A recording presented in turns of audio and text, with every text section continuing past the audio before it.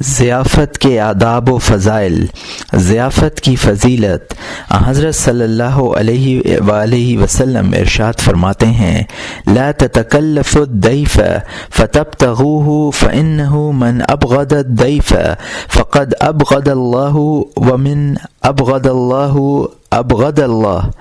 یہ ابو بکر بن لال فی مکارم الاخلاق کی حدیث ہے، جس کو سلمان رضی اللہ عنہ نے روایت کیا ہے۔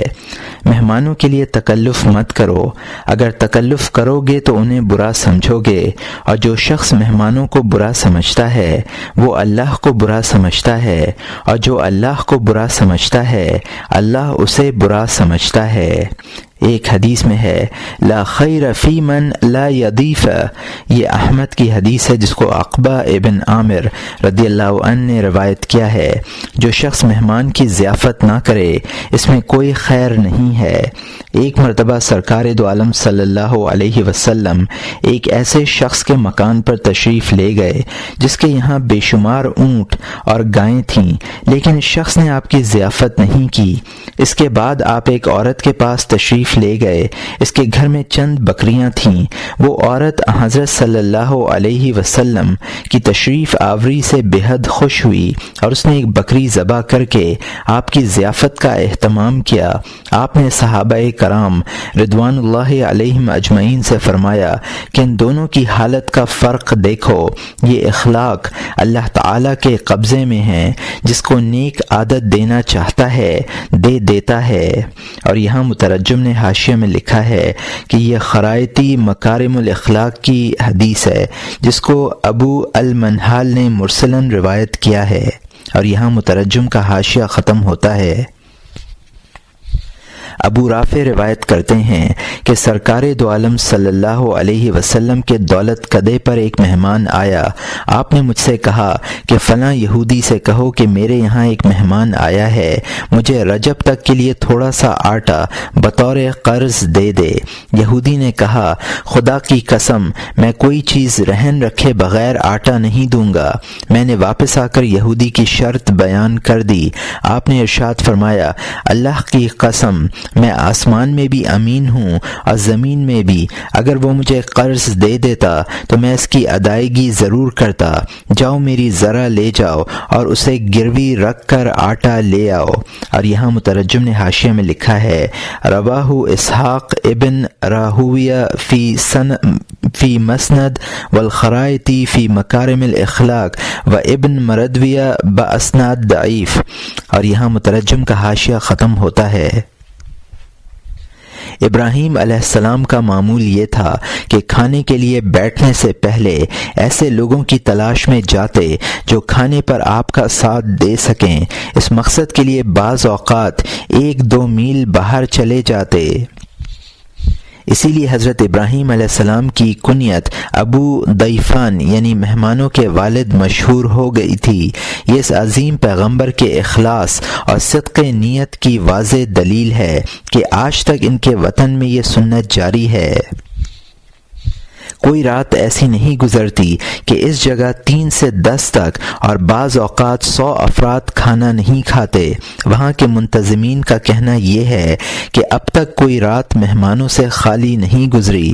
سرکار دو عالم صلی اللہ علیہ وسلم کی خدمت میں کسی نے عرض کیا، یا رسول اللہ ایمان کیا ہے؟ آپ صلی اللہ علیہ وسلم نے ارشاد فرمایا، اطعام الطعام و بذل السلام، کھانا کھلانا اور سلام کرنا۔ اور یہاں مترجم نے حاشیہ میں لکھا ہے کہ بخاری و مسلم میں عبداللہ ابن عمر رضی اللہ عنہ کی روایت کے الفاظ یہ ہیں، ای الاسلام خیر قال تطعم الطعام وتقرأ السلام على من عرفت ومن لم تعرف۔ اور یہاں مترجم کا حاشیہ ختم ہوتا ہے۔ گناہوں کے کفارے اور درجات کی بلندی کے سلسلے میں آپ نے ارشاد فرمایا کہ کھانا کھلانے اور رات کو جب لوگ سو رہے ہوں نماز پڑھنے سے گناہ معاف ہوتے ہیں اور درجات بلند ہوتے ہیں۔ اور یہ ترمذی اور حاکم کی حدیث ہے، جس کو معاذ رضی اللہ عنہ نے روایت کیا ہے۔ کسی شخص نے حج مقبول کے سلسلے میں سوال کیا، ارشاد فرمایا، اطعام الطعام و طیب الکلام، کھانا کھلانا اور خوش کلامی حج مقبول ہے۔ اور یہاں مترجم نے حاشیے میں لکھا ہے کہ یہ روایت کتاب الحج میں گزری ہے، اور یہاں مترجم کا حاشیہ ختم ہوتا ہے۔ حضرت انس رضی اللہ عنہ فرماتے ہیں کہ جس گھر میں مہمان نہیں آتے اس گھر میں فرشتے بھی داخل نہیں ہوتے۔ ضیافت اور مہمان نوازی اور کھانا کھلانے کے سلسلے میں بے شمار فضائل وارد ہیں۔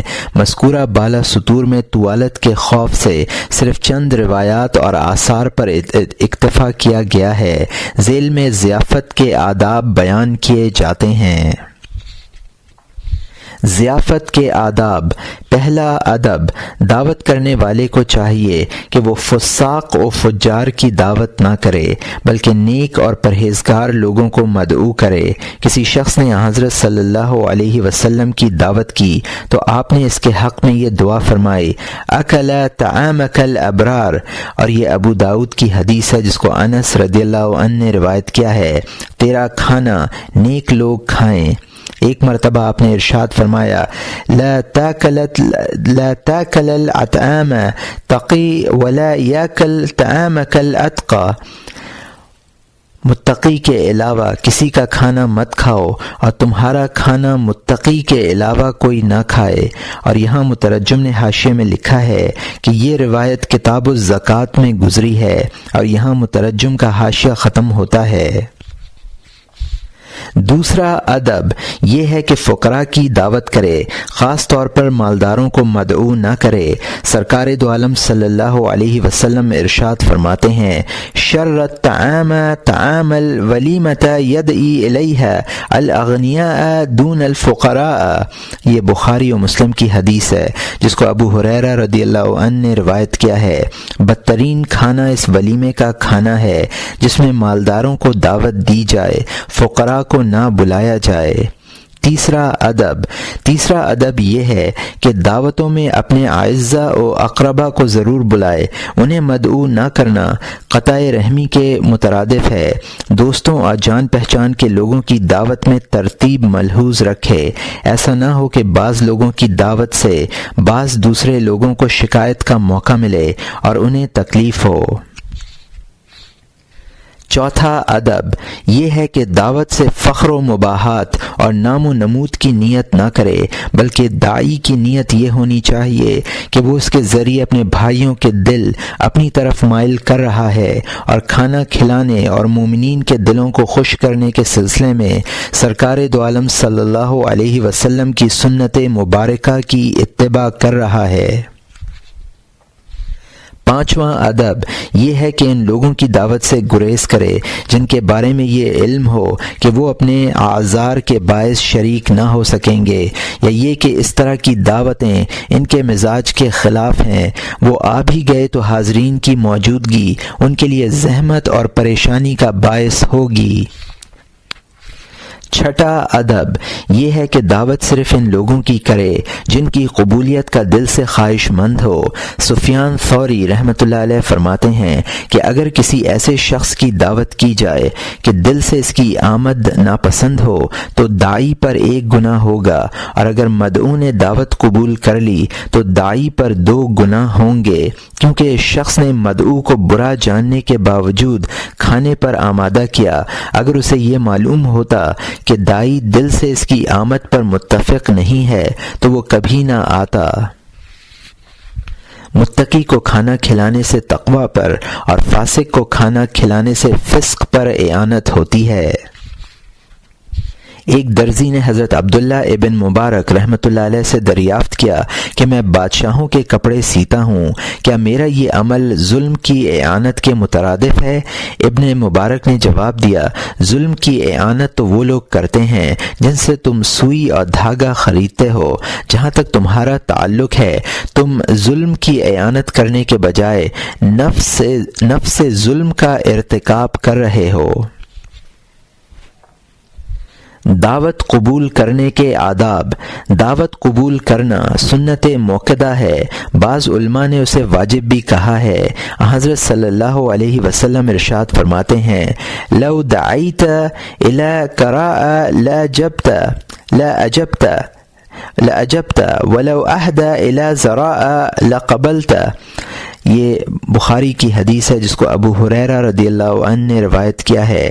اگر مجھے کوئی بکری کی نلی کھانے کے لیے بلائے تو میں اس کی دعوت قبول کر لوں. اگر کوئی مجھے بکری کی ذرا ہدیہ کرے تو میں یہ ہدیہ قبول کر لوں. دعوت قبول کرنے کے 5 آداب ہیں. پہلا ادب یہ ہے کہ مالدار اور غریب کا فرق نہ کرے کہ اگر کسی مالدار کے یہاں دعوت ہو تو منظور کر لے اور غریب کے ہاں ہو تو انکار کر دے. اس طرح کا امتیاز تکبر کے دائرے میں آتا ہے. اسی تکبر کی بنا پر بعض لوگوں نے دعوت قبول کرنے کا سلسلہ ہی ختم کر دیا. ایک متکبر کہتا ہے کہ شوربے کا انتظار کرنا ذلت ہے. دوسرا متکبر کہتا ہے کہ میں نے کسی غیر کے دسترخوان سے لقمہ اٹھایا تو میری گردن جھک گئی. بعض متکبرین دولت مندوں کی دعوت خوشی خوشی قبول کرتے ہیں اور غریبوں کی دعوت رد کر دیتے ہیں. ان کا یہ فعل خلاف سنت ہے. سرکار دو عالم صلی اللہ علیہ وسلم غلام اور مسکین سب کی دعوت قبول فرما لیا کرتے تھے. اور یہ ترمذی اور ابن ماجہ کی حدیث ہے جس کو انس رضی اللہ عنہ نے روایت کیا ہے. ایک مرتبہ حضرت امام حسن رضی اللہ عنہ کچھ فقراء اور مساکین کے پاس سے گزرے.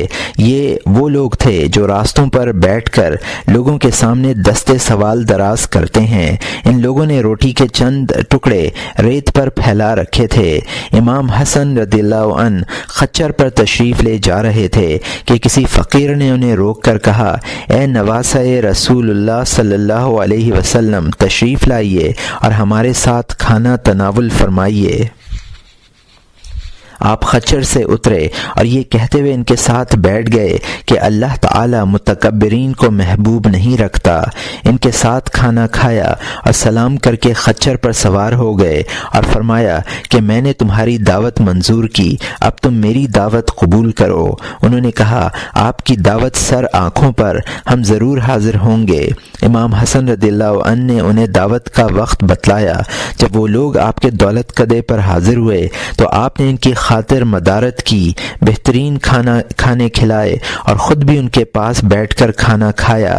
کہنے والوں کا یہ کہنا کہ دوسروں کے دسترخوان پر کھانا ذلت کی دلیل ہے تو یہ قول خلاف سنت بھی ہے اور خلاف واقعہ بھی, کیونکہ دعوت کا منظور کرنا اس صورت میں ذلت ہے جب داعی کو دعوت دے کر خوشی نہ ہو بلکہ وہ مجبوراً رسم و رواج نبھانے کے لیے دعوت کرے اور آنے والوں کا احسان مند نہ ہو بلکہ یہ سمجھے کہ میں نے دعوت کر کے ان لوگوں پر احسان عظیم کیا ہے. حضرت صلی اللہ علیہ وسلم دعوتوں میں اس لیے تشریف لے جاتے تھے کہ آپ کو دعوت کرنے والوں کی طبیعتوں کا اندازہ تھا. آپ یہ جانتے تھے کہ یہ لوگ آپ کی تشریف آوری سے خوش ہوں گے, اس کو اپنے لیے دارین کی سعادت کا باعث سمجھیں گے اور آپ کا احسان مانیں گے. خلاصہ کلام یہ ہے کہ دعوت قبول کرنا ہر حالت میں ضروری نہیں ہے بلکہ احوال کے اختلاف سے اس کا حکم بھی مختلف ہو جاتا ہے.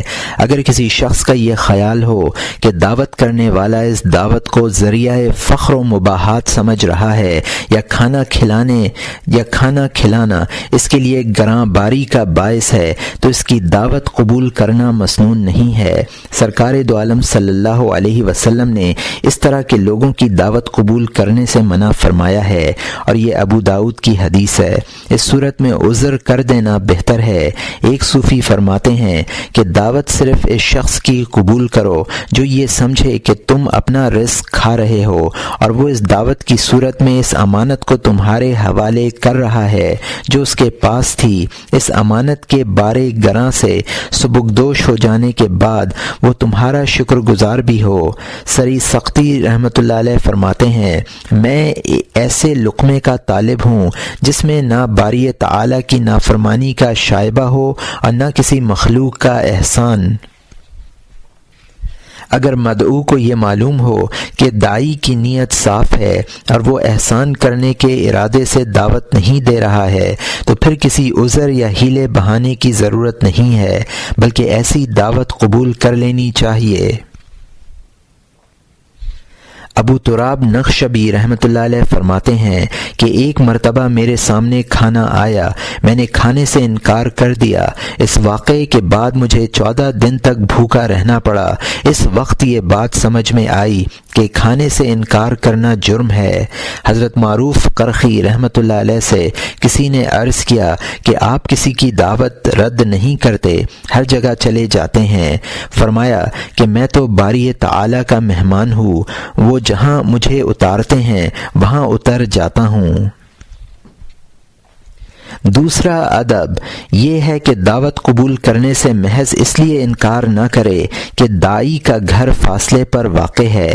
جس طرح اس صورت میں دعوت مسترد کرنا ٹھیک نہیں ہے کہ دعوت کرنے والا تنگ دست ہو اور وجاہت نہ رکھتا ہو، بلکہ اگر فاصلہ اتنا ہو کہ عادتاً اس کا طے کرنا دشوار نہ ہو تو دعوت قبول کر لے، دوری کے عذر سے انکار نہ کرے۔ تورات یا کسی دوسری آسمانی کتاب میں اللہ تعالیٰ کا یہ ارشاد ہے کہ 1 میل چل کر مریض کی عیادت کرو، 2 میل چل کر جنازہ کی مشائیت کرو، 3 میل چل کر دعوت میں شرکت کرو، اور 4 میل چل کر اس بھائی سے ملاقات کرو جو تم سے اللہ کے لیے محبت رکھتا ہے۔ دعوت میں شرکت اور بھائی سے ملاقات کو اس لیے فوقیت دی گئی کہ ان دونوں کا تعلق زندہ لوگوں کے حقوق سے ہے۔ مردہ کے حقوق کے مقابلے میں زندہ کے حقوق بہرحال مقدم ہیں۔ سرکار دو عالم صلی اللہ علیہ وسلم ارشاد فرماتے ہیں، لو دعیت الی قراء بالغمیم لاجبت، اگر مجھے قراء امیم میں مدعو کیا جائے تو میں دعوت قبول کر لوں۔ اور یہاں مترجم نے حاشیے میں لکھا ہے کہ لفظ قراء غمیم کی حدیث میں نہیں ہے۔ ترمذی میں حضرت انس رضی اللہ عنہ سے غمیم کے حذف کے ساتھ مروی ہے، اور یہاں مترجم کا حاشیہ ختم ہوتا ہے۔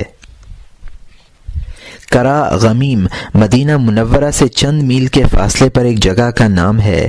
حضرت صلی اللہ علیہ وسلم یہاں رمضان المبارک میں اپنے سفر کے دوران تشریف لائے تھے اور روزہ افطار کیا تھا۔ اور یہاں مترجم نے حاشیے میں لکھا ہے کہ یہ مسلم کی حدیث ہے جس کو جابر ابن عبداللہ رضی اللہ عنہ نے روایت کیا ہے، اور یہاں حاشیہ ختم ہوتا ہے۔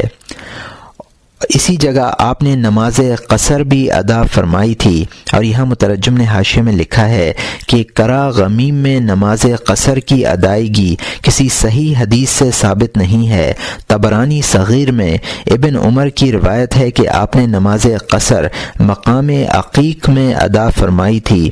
عقیق مدینہ منورہ سے 3 میل کے فاصلے پر ہے، اور قراء الغمیم مکہ مکرمہ اور عصفان کے درمیان ایک جگہ کا نام ہے، اور یہاں مترجم کا حاشیہ ختم ہوتا ہے۔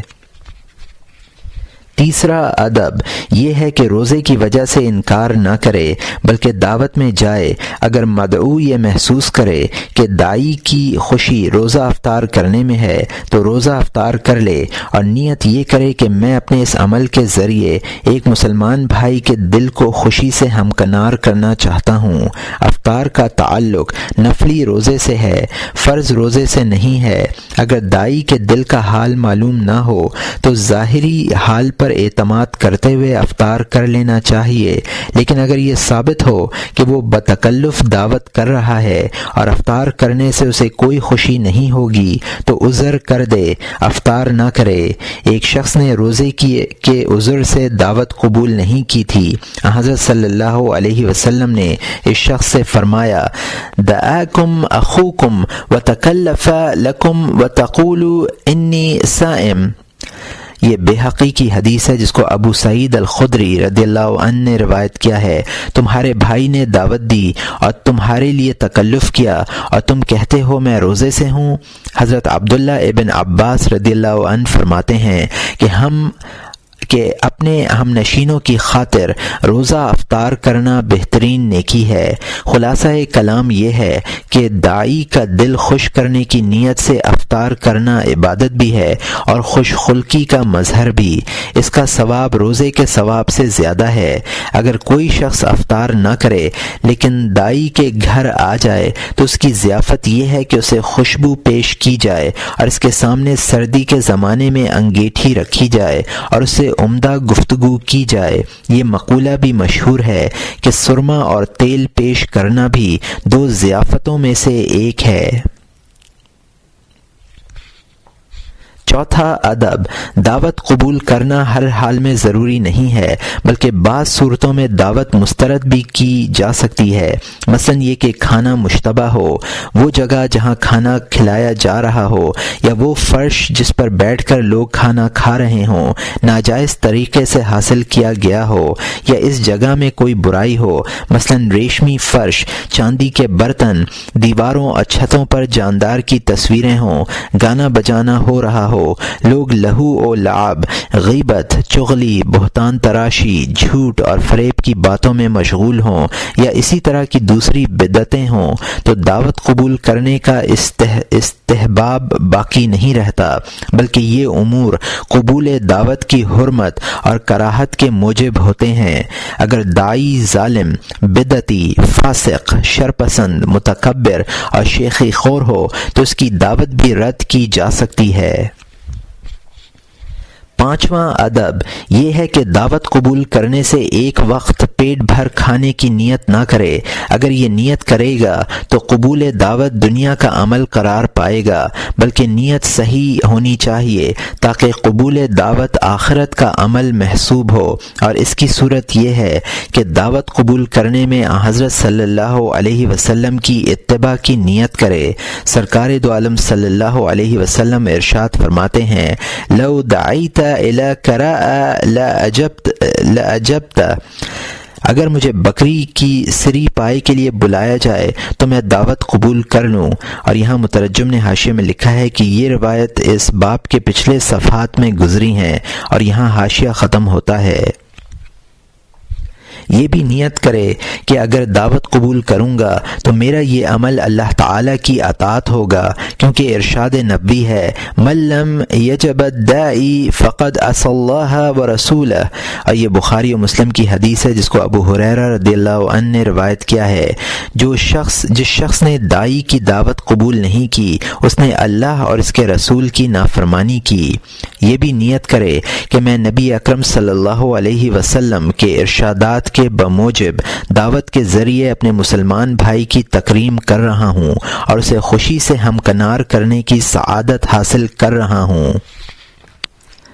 من اکرم اخاہ المؤمن فکأنما یکرم اللہ، یہ الاصفہانی فی الترغیب والترہیب کی حدیث ہے جس کو جابر رضی اللہ عنہ نے روایت کیا ہے۔ جو شخص اپنے مسلمان بھائی کا اکرام کرے گویا وہ اللہ تعالیٰ کا اکرام کرتا ہے۔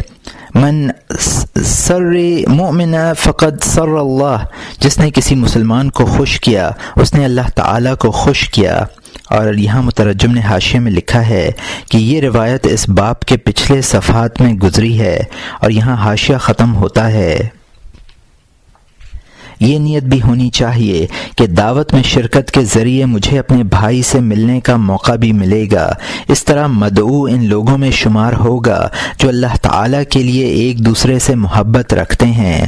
ایک روایت میں ہے، وجبت محبتی للمتزاورین فی المتبازلین فی، یہ مسلم کی حدیث ہے جس کو ابو ہریرہ رضی اللہ عنہ نے روایت کیا ہے۔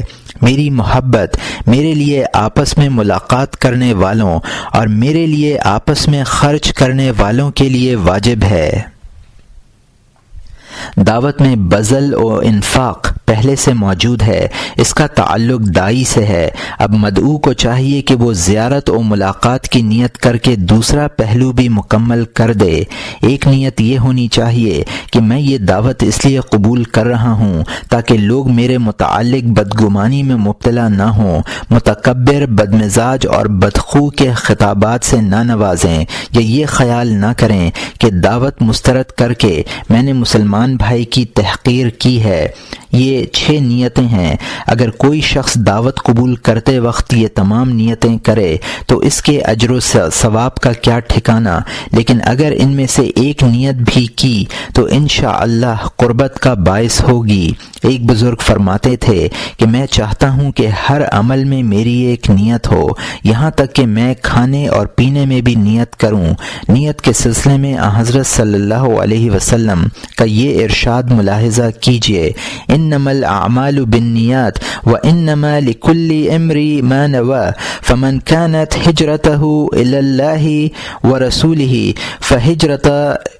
فهجرته الى الله ورسوله ومن كانت هجرته الى الدنيا يصيبها او امرات يتزوجها فهجرته الى ما هاجر اليه۔ یہ بخاری و مسلم کی حدیث ہے جس کو حضرت عمر رضی اللہ عنہ نے روایت کیا ہے۔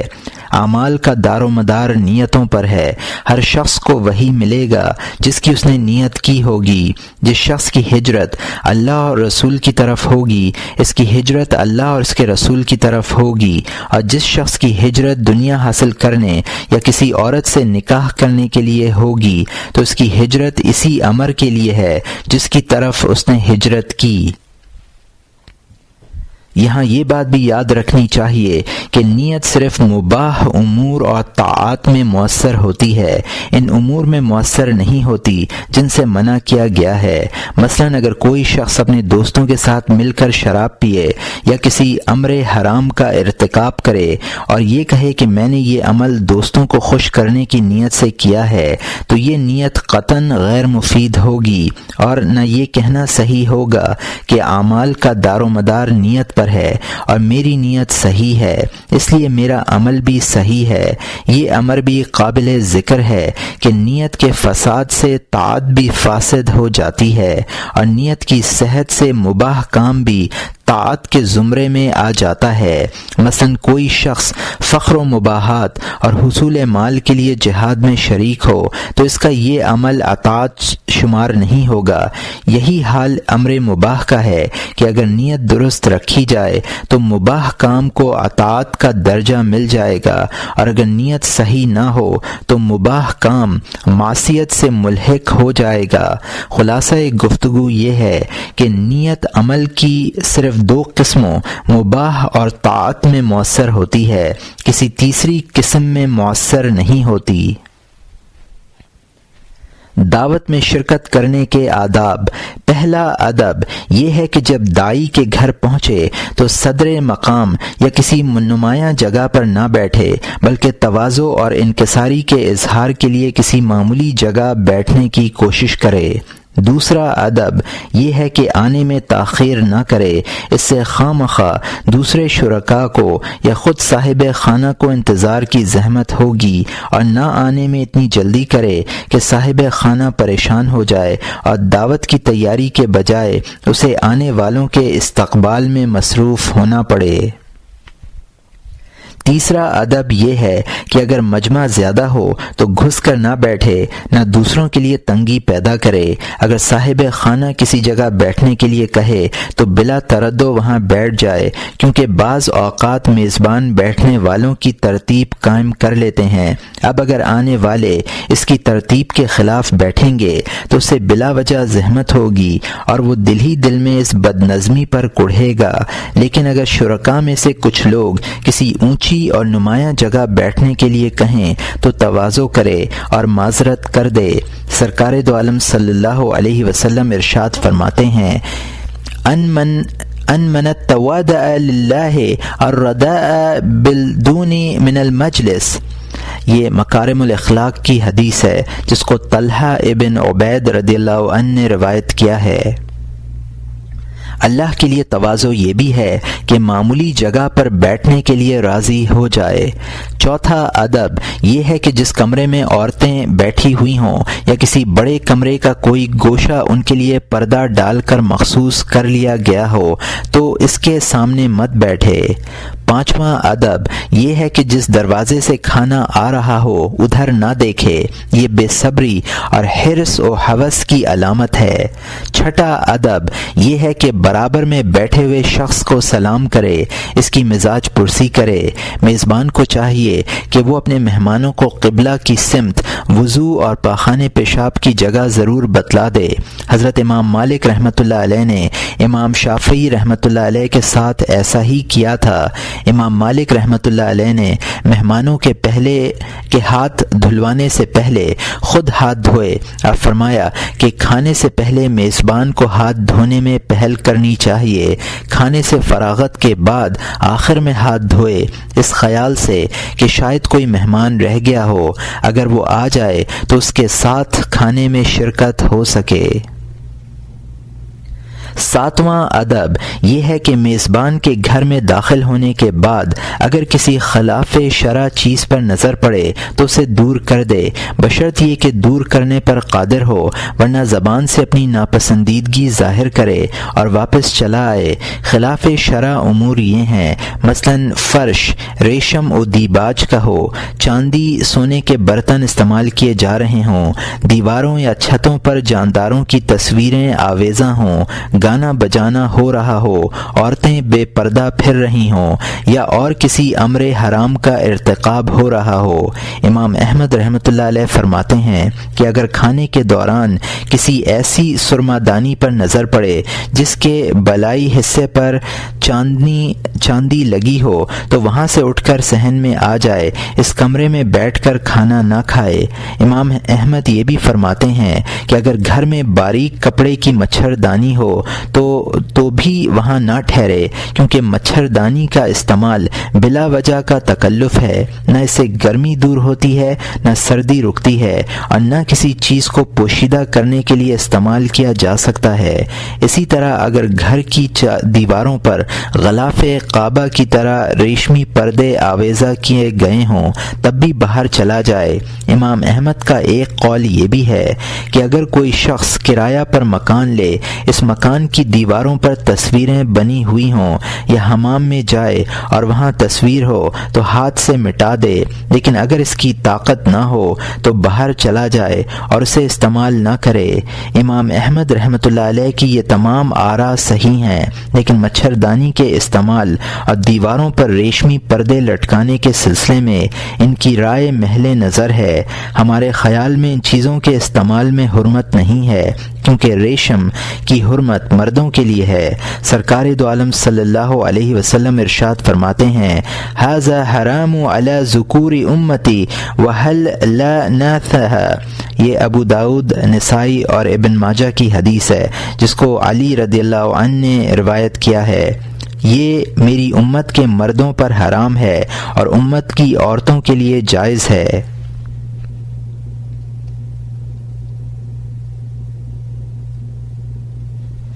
دیواروں پر آویزاں کیے جانے والے پردے مردوں کی طرف منسوب نہیں ہیں۔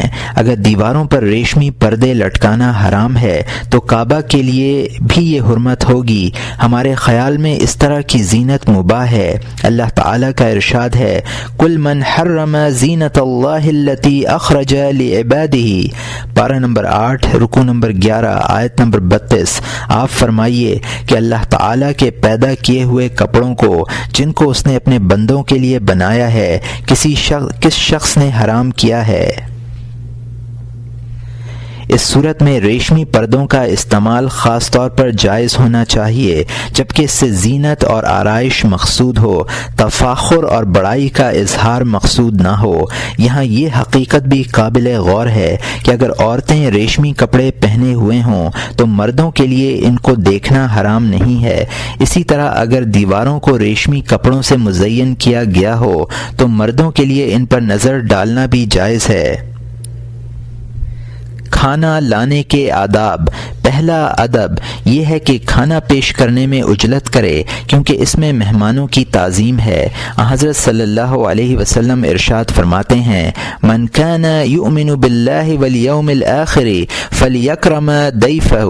یہ بخاری و مسلم کی حدیث ہے، جس کو ابو شریح رضی اللہ عنہ نے روایت کیا ہے۔ جو شخص اللہ اور یوم آخرت پر ایمان رکھتا ہو وہ اپنے مہمانوں کی تعظیم کرے۔ اگر اکثر لوگ آ جائیں، مدعوئین میں 2-4 آدمی مقررہ وقت پر نہ پہنچ سکے ہوں تو حاضرین کی خدمت میں کھانا پیش کرنا اس سے بہتر ہے کہ تاخیر سے آنے والوں کا انتظار کیا جائے، اور جو لوگ آ چکے ہوں انہیں انتظار کی زحمت دی جائے اور ان کا وقت ضائع کیا جائے۔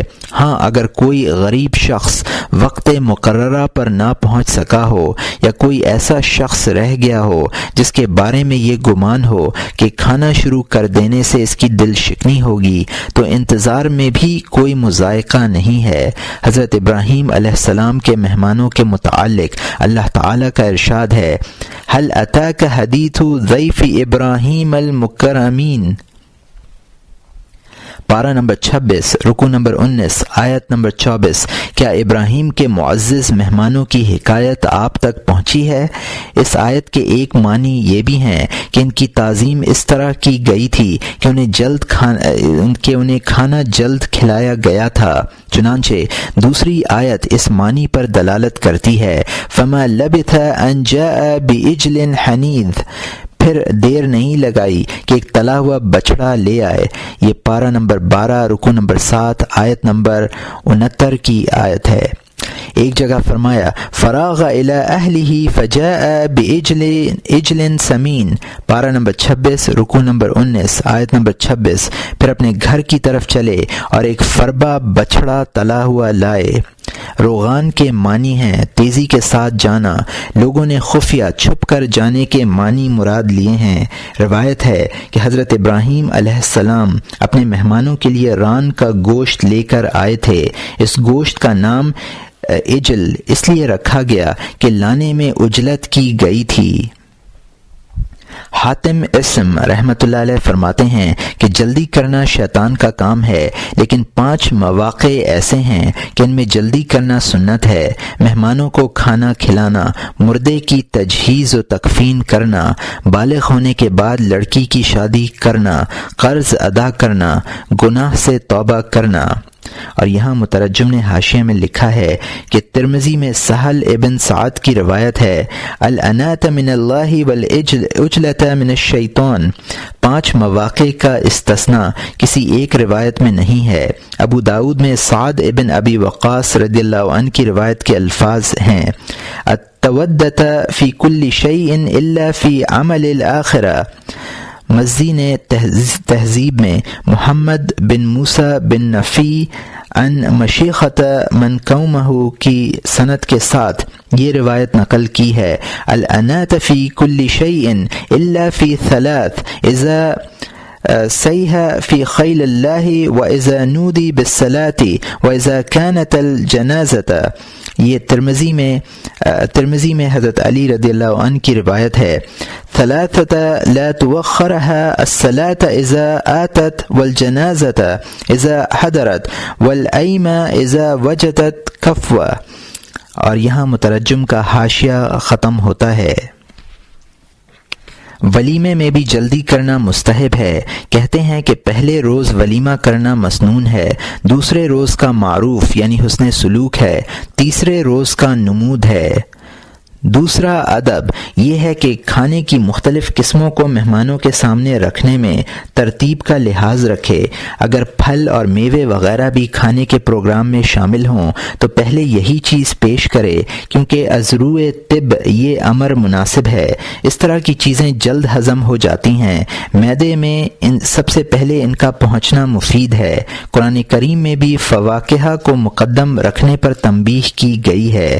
ارشاد ہے، وفاکہۃ مما یتخیرون، پارہ نمبر 27 رکوع نمبر 14 آیت نمبر 20، اور میوے جن کو وہ پسند کریں۔ اس کے بعد فرمایا، وَلَحْمَ طَيْرٍ مِّمَّا يَشْتَهُونَ، پارہ نمبر 27 رکوع نمبر 14 آیت نمبر 21، اور پرندوں کا گوشت جو ان کو مرغوب ہوگا۔ فواکہ کے بعد سرید پیش کرے۔ سرید عربوں کی مرغوب ترین غذا ہے۔ گوشت میں روٹی چور کر یہ غذا تیار کی جاتی ہے۔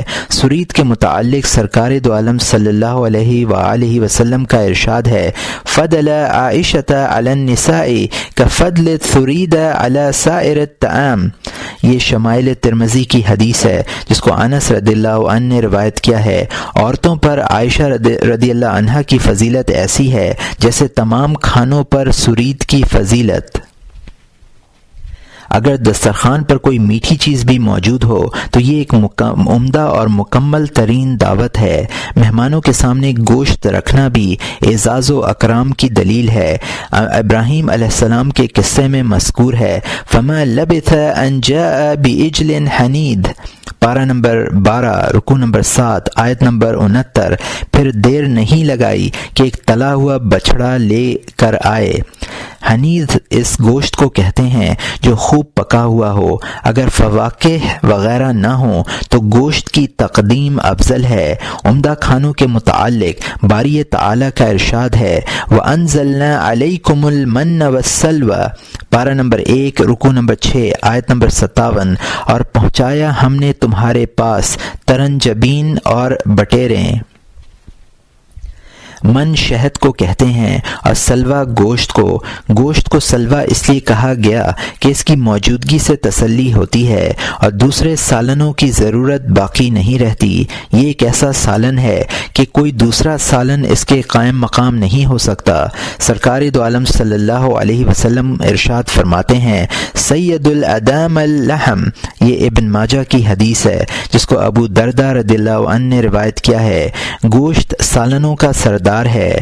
مذکورہ بالا آیت کریمہ کے بعد باری تعالی نے فرمایا، کلوا من طیبات ما رزقناکم، پارہ نمبر 1 رکوع نمبر 6 آیت نمبر 57، کھاؤ نفیس چیزوں سے جو ہم نے تم کو دی ہیں۔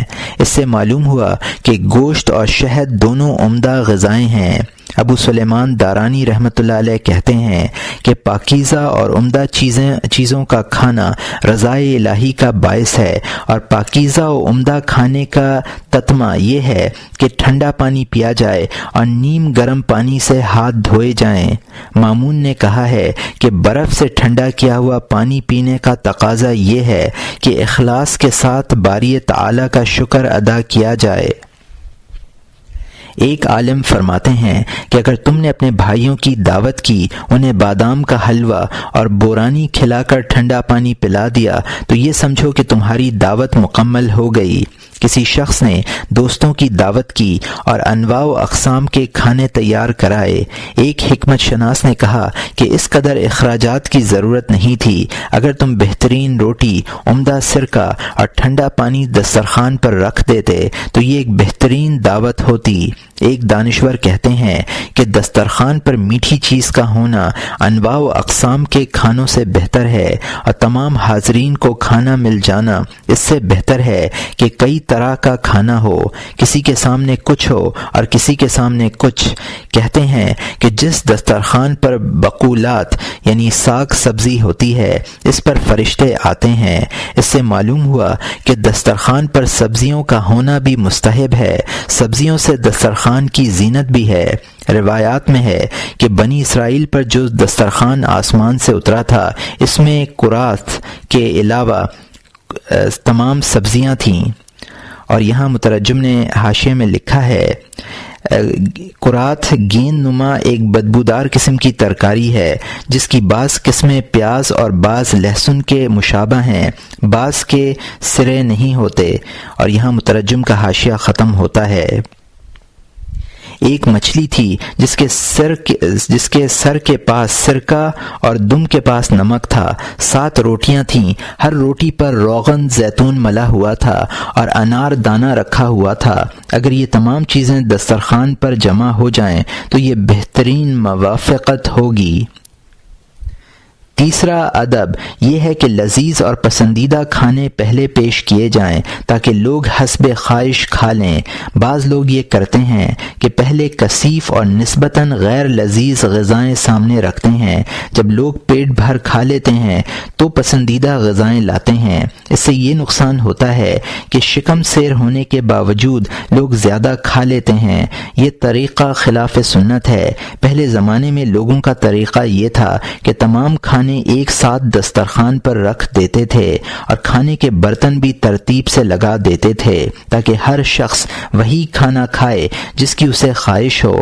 اگر کسی شخص کے دسترخوان پر کھانے کی ایک ہی قسم ہوتی تو وہ بلا تکلف اس کا اظہار کر دیتا تاکہ لوگ اس سے بہتر کھانے کا انتظار نہ کریں، اسی کھانے سے پیٹ بھر لیں۔ بعض وزادار قسم کے لوگوں کا دستور یہ تھا کہ وہ کھانا چننے سے پہلے کھانے کی فہرست مہمانوں کے سامنے پیش کر دیتے۔ ایک عالم اپنا واقعہ نقل کرتے ہیں کہ میں شام گیا، وہاں میرے ایک شناسہ عالم نے مجھے کھانے پر مدعو کیا اور دسترخوان پر کھانے کی ایک قسم رکھی۔ میں نے ان سے کہا، ہمارے یہاں عراق میں یہ قسم کھانے کے آخر میں پیش کی جاتی ہے۔ میرے میزبان کہنے لگے کہ ہمارے یہاں بھی یہی دستور ہے۔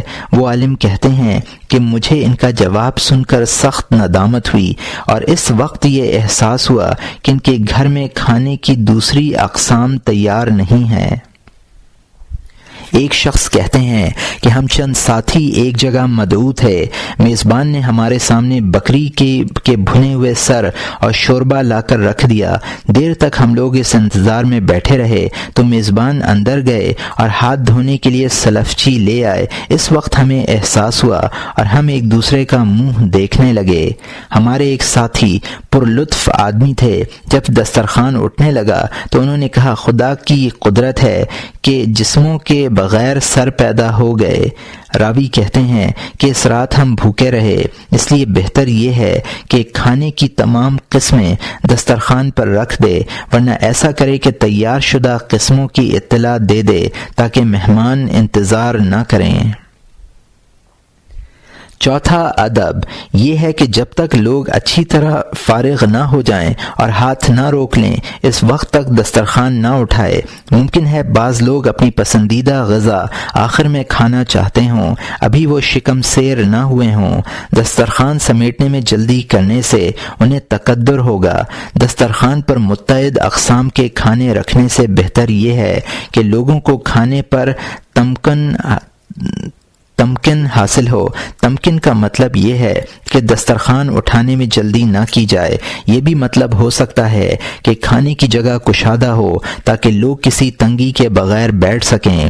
ایک صوفی تھے ستوری، انہیں مزاج کا بہترین ذوق تھا۔ کسی نے ان کا یہ واقعہ بیان کیا ہے کہ ایک دنیا دار شخص نے ان کی دعوت کی، کچھ اور لوگ بھی مدعو تھے۔ دسترخوان پر بھنا ہوا بکرا رکھا گیا۔ فطرتاً یہ شخص بخیل تھا۔ جب اس نے دیکھا کہ مہمانوں نے بکرے کے ساتھ دست درازی شروع کر دی تو بڑا گھبرایا۔ نوکروں کو آواز دی اور حکم دیا کہ یہ باقی ماندہ بکرا گھر میں بچوں کے لیے لے جائیں۔ جب نوکر بکرا اٹھا کر لے چلے تو ستوری بھی ان کے پیچھے پیچھے چل دیے۔ لوگوں نے دریافت کیا، آپ کہاں چلے؟ کہنے لگے کہ گھر میں جا رہا ہوں،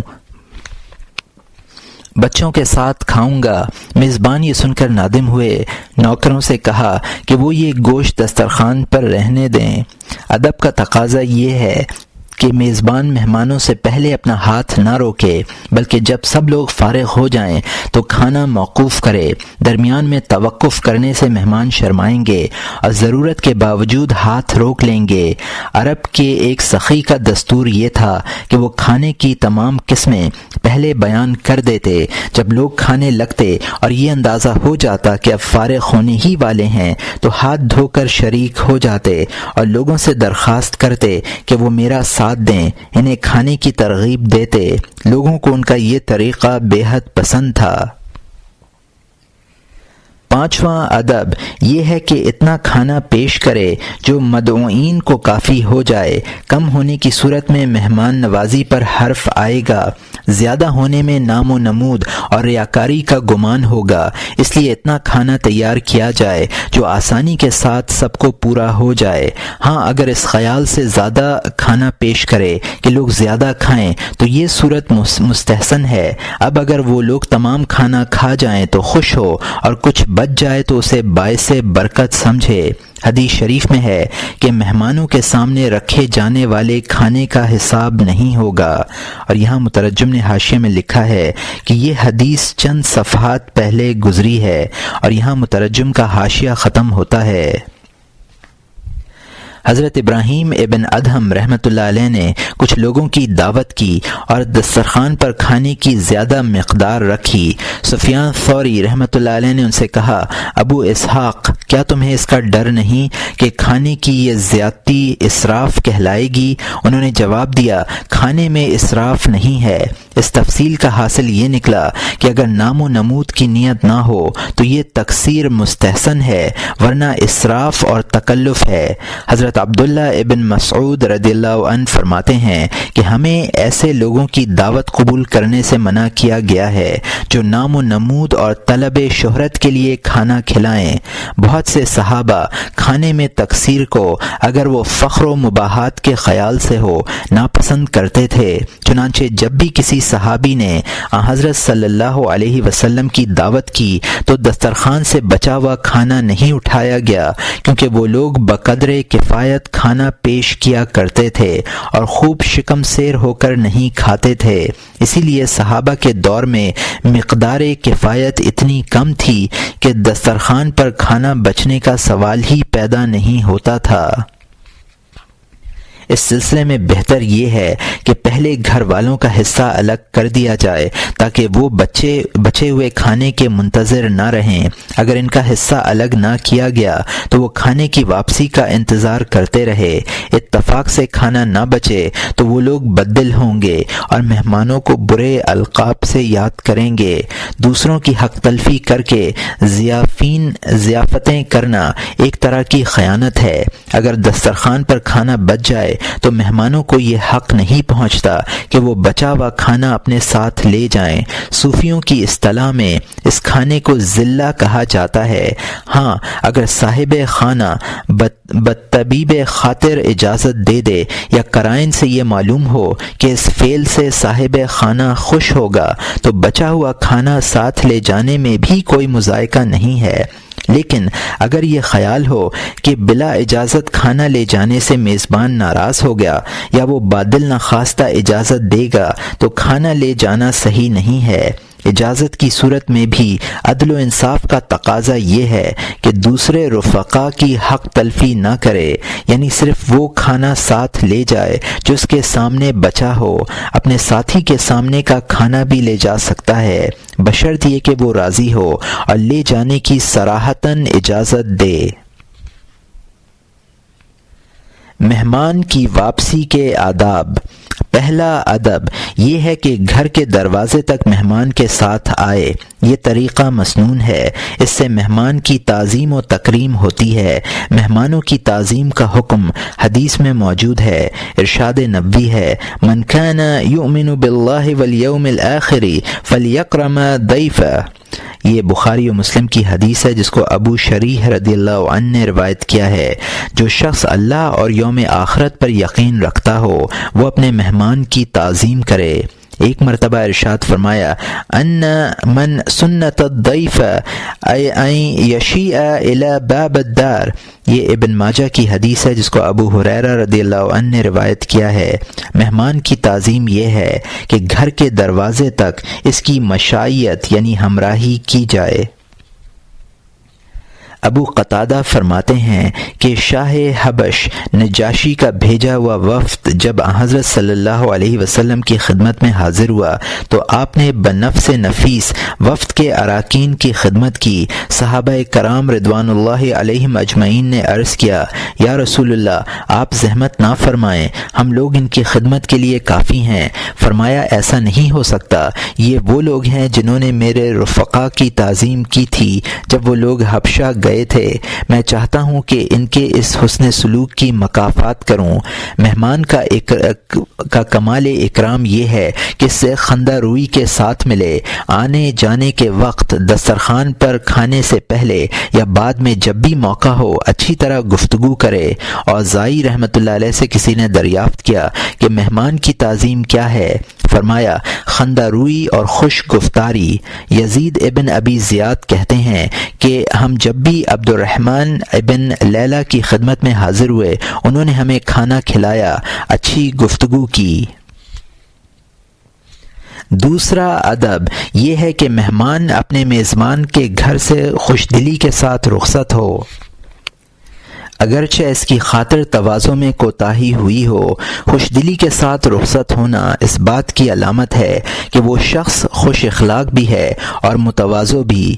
معمولی باتیں اس کی طبعی خوش خلقی اور منکسر المزاجی پر اثر انداز نہیں ہوتیں۔ ایک بزرگ کا قصہ ہے کہ انہیں کسی نے کھانے پر مدعو کیا اور ایک شخص کو بلانے کے لیے بھیجا۔ وہ بزرگ اس وقت گھر پر موجود نہیں تھے۔ جب واپس آئے تو معلوم ہوا کہ فلاں شخص کے یہاں دعوت ہے، اس کا قاصد بلانے کے لیے آیا تھا۔ اسی وقت پہنچے، معلوم ہوا کہ تمام مدعوئین رخصت ہو چکے ہیں، دسترخوان اٹھایا جا چکا ہے۔ آواز دی، صاحب خانہ باہر آئے اور عرض کیا کہ آپ تاخیر سے تشریف لائے، سب لوگ کھا کر چلے گئے ہیں۔ پوچھا کچھ بچا ہے؟ عرض کیا کچھ بھی نہیں بچا۔ فرمایا کیا ایک ٹکڑا بھی نہیں بچا؟ اس نے جواب دیا افسوس ایک ٹکڑا بھی نہیں بچا۔ کہا ہانڈی لے آؤ، میں اسے ہی صاف کر لوں گا۔ صاحب خانہ نے عرض کیا حضور وہ بھی دھو دی گئی ہے۔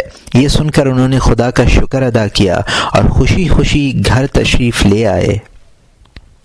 لوگوں نے عرض کیا اس خوشی کا کیا موقع ہے؟ اس نے آپ کو دعوت دی تھی پھر بغیر کھلائے واپس کر دیا۔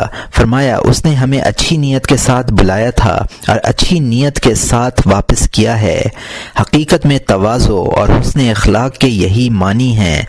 روایت ہے کہ استاد ابو القاسم جنید رحمۃ اللہ علیہ کو ایک لڑکا 4 مرتبہ یہ کہہ کر لے گیا کہ میرے ابا آپ کو کھانے کے لیے بلا رہے ہیں۔ جب آپ گھر پہنچے تو لڑکے کا باپ صاف کہہ دیتا کہ میں نے ہرگز نہیں بلایا۔ یہ وہ قدسی صفت نفوس تھے جنہوں نے اللہ کے لیے تواضع میں اپنے آپ کو فنا کر دیا تھا۔ ان پر ذلت و رسوائی کا کوئی جذبہ اثر انداز نہیں ہوتا تھا۔ باری تعالیٰ کا ذکر ان کی متاع حیات تھی۔ چنانچہ ایک بزرگ کہا کرتے تھے کہ میں دعوت اس لیے منظور کرتا ہوں کہ مجھے جنت کا کھانا یاد آ جاتا ہے، یعنی وہ بھی ایسا ہی کھانا ہوگا کہ نہ اس میں مشقت ہوگی، نہ اس کے حصول میں دشواری ہوگی اور نہ اس کا حساب و کتاب ہوگا۔ تیسرا ادب یہ ہے کہ صاحب خانہ کی اجازت لے کر رخصت ہو، جتنی دیر وہاں ٹھہرے اس کے حقوق کی رعایت کرے، 3 دن سے زیادہ قیام نہ کرے۔ یہ ممکن ہے کہ میزبان اپنے مہمان کے طویل قیام سے اکتا جائے اور مجبور ہو کر مزید قیام سے معذرت کر دے۔ حضرت صلی اللہ علیہ وسلم ارشاد فرماتے ہیں الضیافۃ 3 ایام فیما زاد فصدق۔ یہ بخاری و مسلم کی حدیث ہے جس کو ابو شریح رضی اللہ عنہ نے روایت کیا ہے۔ مہمانداری 3 دن کی ہے، 3 دن کے بعد صدقہ ہے۔ لیکن اگر صاحب خانہ خلوص دل کے ساتھ مزید قیام پر اصرار کرے تو 3 دن سے زیادہ ٹھہرنا بھی جائز ہے۔ ہر گھر میں ایک بستر مہمانوں کے لیے بھی ہونا چاہیے۔ رسول اللہ صلی اللہ علیہ وسلم ارشاد فرماتے ہیں فراش للرجل و فراش للمرات و فراش للضیف والرابع للشیطان۔ یہ مسلم کی حدیث ہے جس کو جابر رضی اللہ عنہ نے روایت کیا ہے۔ ایک بستر مرد کے لیے ہے، ایک بستر عورت کے لیے ہے، ایک بستر مہمان کے لیے اور چوتھا بستر شیطان کے لیے ہے۔ کھانے کے طبعی اور شرعی آداب، اوامر و نواہی۔ پہلا ادب شرعی۔ ابراہیم نخعی رحمۃ اللہ علیہ فرماتے ہیں کہ بازار میں کھانا کمینہ پن ہے۔ انہوں نے یہ قول سرکار دو عالم صلی اللہ علیہ وسلم کی طرف منسوب کیا ہے، اور یہاں مترجم نے حاشیے میں لکھا ہے کہ یہ طبرانی کی حدیث ہے جس کو ابو امامہ رضی اللہ عنہ نے، اور ابن عدی فی الکامل کی حدیث ہے جس کو ابو امامہ رضی اللہ عنہ اور ابو ہریرہ رضی اللہ عنہ نے روایت کیا ہے۔ اس سے مختلف ایک روایت حضرت عبداللہ ابن عمر رضی اللہ عنہ سے منقول ہے۔ فرماتے ہیں کہ ہم لوگ حضرت صلی اللہ علیہ وسلم کے عہد مبارک میں چلتے پھرتے کھا پی لیتے تھے، اور یہ ترمذی، ابن ماجہ اور ابن حبان کی حدیث ہے۔ کچھ لوگوں نے ایک مشہور بزرگ کو بازار میں کھاتے ہوئے دیکھا تو اس سلسلے میں ان سے دریافت کیا۔ فرمایا کیا خوب، بھوک مجھے بازار میں لگ رہی ہے اور کھانا گھر جا کر کھاؤں۔ لوگوں نے کہا اگر بھوک اتنی ہی سخت تھی تو مسجد میں لے جاتے۔ فرمایا مجھے شرم آئی کہ کھانے کے لیے اللہ کے گھر میں جاؤں۔ ان مختلف روایات و واقعات میں مطابقت کی صورت یہ ہے کہ بعض لوگوں کے حق میں بازار میں کھانا تواضع اور بے تکلفی ہے، اس لیے اگر وہ بازار میں کھانے پینے کا شغل کریں تو کوئی حرج نہیں ہے، اور بعض لوگوں کے حق میں بے غیرتی ہے، اس لیے ان کا کھانا مکروہ ہے۔ اگر کسی شخص کے تمام اعمال ایسے نہ ہوں گے تو بازار میں کھانا اس کے حق میں بے غیرتی اور حرص و ہوس کی زیادتی پر دلالت کرے گا، لیکن اگر کسی شخص کے تمام حالات تواضع اور بے تکلفی کا مظہر ہوں تو اس کا بازار میں کھانا بھی بے تکلفی اور تواضع شمار ہوگا۔ دوسرا ادب طبی۔ حضرت علی کرم اللہ وجہہ فرماتے ہیں کہ جو شخص نمک سے اپنے کھانے کی ابتدا کرے اللہ تعالیٰ اس کو 70 قسم کی بلاؤں سے حفاظت فرمائے گا۔ جو شخص روزانہ اجوا کھجور کے 7 دانے کھائے اس کے پیٹ کے تمام کیڑے ختم ہو جائیں گے۔ جو شخص ہر روز کشمش کے 21 دانے کھائے اس کے بدن میں کوئی خرابی پیدا نہیں ہوگی۔ گوشت کھانے سے گوشت زیادہ ہوتا ہے، حلوے کھانے سے پیٹ پھول جاتا ہے، خصیتین لٹک جاتے ہیں۔ گائے کا گوشت مرض ہے، اس کا دودھ شفا ہے، اس کی گھی دوا ہے، اور اس کی چربی اپنے برابر مرض دور کرتی ہے۔ نفاس والی عورتوں کے لیے تر کھجوروں سے بہتر کوئی دوا نہیں ہے۔ مچھلی سے جسم پگھل جاتا ہے۔ قرآن کریم کی تلاوت اور مسواک کرنے سے بلغم دور ہوتا ہے۔ جو شخص طویل زندگی کا خواہش مند ہو اسے چاہیے کہ صبح کا کھانا سویرے کھائے، شام کی غذا میں کمی کرے، جوتا پہنے۔ گھی کا استعمال بھی لوگوں کے حق میں بڑا مفید ہے۔ عورتوں کے پاس کم سے کم جائے اور اپنے ذمے کم سے کم قرض کرے۔ تیسرا ادب طبی۔ حجاج نے کسی طبیب سے کہا کہ میرے لیے کوئی مناسب، مفید اور مستقل طور پر استعمال کیا جانے والا نسخہ تجویز کر دو۔ طبیب نے یہ نسخہ لکھ کر دیا: صرف جوان عورتوں سے شادی کرنا، جوان جانوروں کا گوشت کھانا، پکنے والی چیز جب تک اچھی طرح نہ پک جائے استعمال مت کرنا، بیماری کے بغیر دوا نہ کھانا، کچے پھل اور میوے ہرگز مت کھانا، ہر چیز اچھی طرح چبا کر کھانا، وہ غذا استعمال کرنا جس کی خواہش ہو، کھانے کے بعد پانی مت پینا، اور پانی پی لو تو اس کے بعد کھانے سے اجتناب کرنا، پیشاب پاخانہ مت روکنا، رات کا کھانا کھانے کے بعد چہل قدمی کرنا، اور دن کا کھانا کھانے کے بعد قیلولہ کرنا۔ عربی کا ایک مشہور مقولہ ہے: تغد تمد تعشا تمشا، دن کا کھانا کھا کر لمبے ہو جاؤ یعنی آرام کرو، اور رات کا کھانا کھا کر چلو پھرو۔ اتباع کہتے ہیں کہ جس طرح بہتی نہر کے پانی پر بند لگانے سے ارد گرد کی چیزیں خراب ہو جاتی ہیں، اسی طرح پیشاب کو روکنے سے تمام جسم میں خرابیاں پیدا ہو جاتی ہیں۔ چوتھا ادب طبی۔ رگوں کے تاننے سے مرض پیدا ہوتا ہے اور رات کو نہ کھانے سے بڑھاپا جلد آتا ہے۔ اور یہاں مترجم نے حاشیے میں لکھا ہے: حدیث کا پہلا جز ابن عدی نے عبداللہ ابن جراد سے اور دوسرا جز ترمذی نے حضرت انس رضی اللہ عنہ سے روایت کیا ہے۔ دونوں روایتیں ضعیف ہیں۔ دوسرا جز ابن ماجہ نے بھی حضرت جابر سے نقل کیا ہے۔ اور یہاں مترجم کا حاشیہ ختم ہوتا ہے۔ اہل عرب کہتے ہیں کہ صبح کا کھانا چھوڑ دینے سے کولہوں کی چربی پگھل جاتی ہے۔ ایک حکیم نے اپنے لڑکے سے کہا کہ جب تک اپنی عقل ساتھ نہ لے لو گھر سے باہر مت نکلنا۔ مطلب یہ ہے کہ کچھ کھائے پیے بغیر گھر سے باہر مت جاؤ۔ کھانے کو عقل اس لیے کہا کہ اس سے غصہ دور ہوتا ہے، حلم باقی رہتا ہے، بازار کی چیزوں کو دیکھ کر منہ میں پانی نہیں آتا۔ کسی شخص نے ایک موٹے شخص کو دیکھ کر کہا کہ میں تمہارے جسم پر تمہارے دانتوں کا بنا ہوا لباس دیکھ رہا ہوں، آخر یہ کیسے ہوا؟ موٹے نے جواب دیا کہ گیہوں کا چھنا ہوا آٹا اور چھوٹے دمبوں کا گوشت کھاتا ہوں، بنفشہ کا تیل جسم پر ملتا ہوں اور سوتی کپڑا پہنتا ہوں۔ پانچواں ادب الطبی، تندرست کے لیے پرہیز کرنا اتنا ہی مضر ہے جتنا بیمار کے لیے پرہیز کرنا۔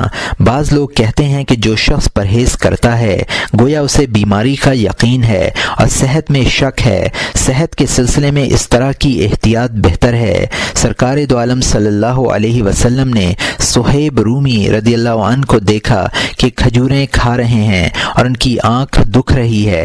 آپ نے فرمایا، صہیب تمہاری ایک آنکھ دکھ رہی ہے اور تم کھجوریں کھا رہے ہو؟ عرض کیا، یا رسول اللہ میں اپنی تندرست آنکھ کی طرف سے کھا رہا ہوں۔ یہ سن کر حضرت صلی اللہ علیہ وسلم مسکرا دیے، اور یہ ابن ماجہ کی حدیث ہے جس کو صہیب رضی اللہ عنہ نے روایت کیا ہے۔ چھٹا ادب شرعی، جس گھر میں میت ہو جائے اس کے مکینوں کے لیے کھانا بھیجنا مستحب ہے۔ حضرت جعفر ابن ابی طالب رضی اللہ عنہ کی وفات ہوئی تو آپ نے فرمایا کہ جعفر کے گھر والے میت کی تجہیز و تکفین کی مصروفیت اور غم و اندوہ کی وجہ سے کھانا تیار نہیں کر سکیں گے، اس لیے ان کے کھانے کے لیے کچھ لے جاؤ۔ اس سے معلوم ہوا کہ میت کے گھر والوں کے لیے کھانے کا نظم کرنا مسنون ہے۔ اگر اس طرح کا کھانا مجمع میں آئے تو حاضرین اسے کھا سکتے ہیں، ان کے لیے حرام نہیں ہے، لیکن اگر کسی نے نوحہ کرنے والی عورتوں کے لیے بھیجا تو یہ کھانا نہ کھائے۔